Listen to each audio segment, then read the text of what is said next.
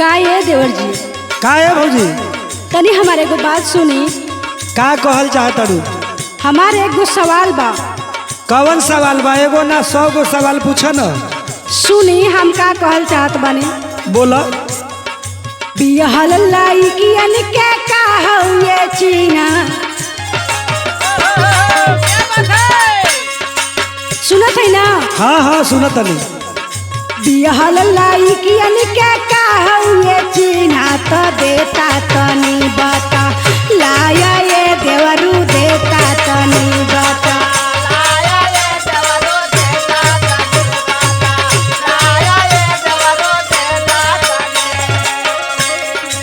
ई हमारा खातिर कौनो बड़का सवाल नहीं के। अच्छा तू तो जानत हो कि बिहल लड़की मांग में सिंदूर करेली हुए चिन्हा होला।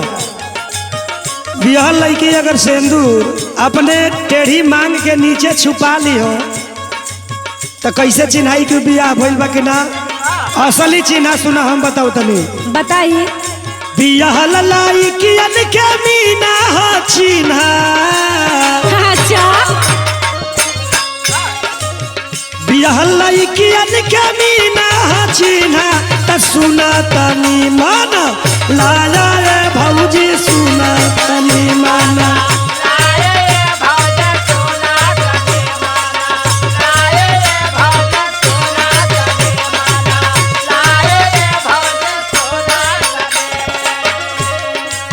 हमके लगत बा कि बड़ा जानकार बानी। तो तू का बुझल हो? हमारे को बात सुनी। सुनाव सुनाव सुनाव। कवन चीज मुट्ठी में धके डलाला।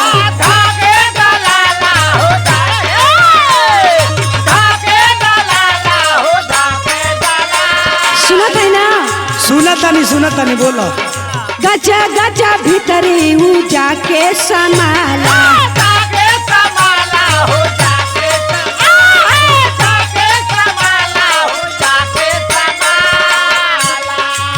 एगो बात हमार कान खोल के सुनी। सुनाव सुनाव। टंगरी पर टंगरी चढ़ाई के खींचे त निकलेला मालसा। दाए देवरू निकलेला मालसा।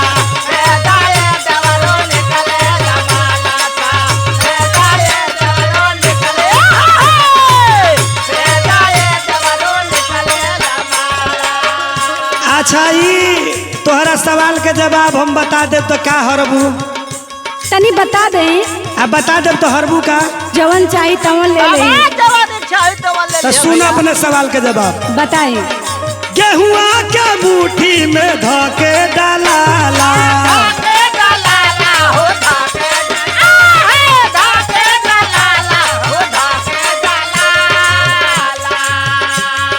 जतवा के बिलिया में गच गच जाला। अच्छा बुझ गलू ना? बुझाता बुझाता। टंगरी पर टंगरी चढ़ाई के खींचे। टंगरी पर टंगरी चढ़ाई के खींचलू तो निकलेला मालसा।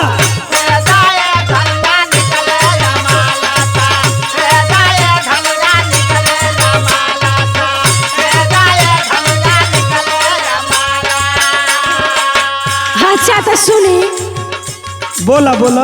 एगो सवाल का जवाब दे के बना धधाई मत। काहे ना दादाई? हमार दूसरा सवाल सुनी। बोला बोला। तू 50 गो सवाल कर ना। ई रकेटवा करिया का लूटा बा दूनो मुंगरवा।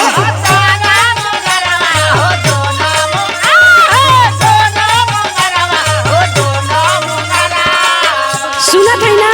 हाँ हाँ सुनत नहीं। सटके बैठ जाला जाके पजरवा।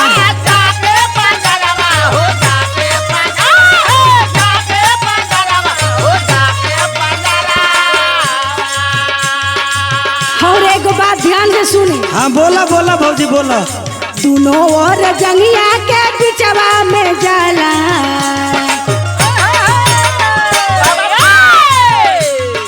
दोनों ओर जंगिया के बिचवा में जाला तो गोरिलो यमुर तारा धारा ये देवरू।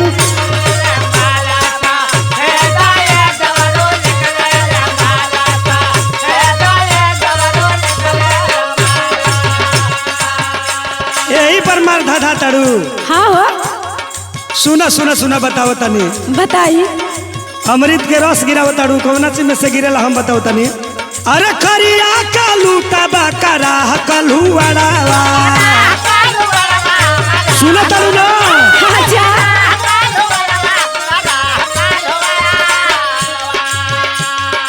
हीरा कभी नंदल रकेट बैठा की नारावा। अच्छा ये बात बा। हाँ हाँ बुझ गई ना।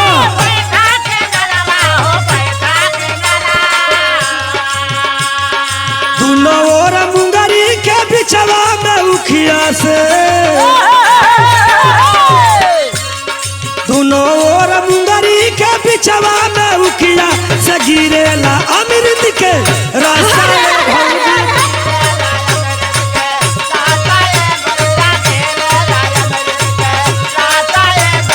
देता तनी बाता लाया ये देवरू। सुना तनी माना लाया ये भौजी। देता तनी बाता लाया ये देवरू। अरे सुना तनी माना लाया ये भौजी। अच्छा तो बड़ी समझदार बानी। हाँ हाँ बुझ गईलू बुझ गईलू।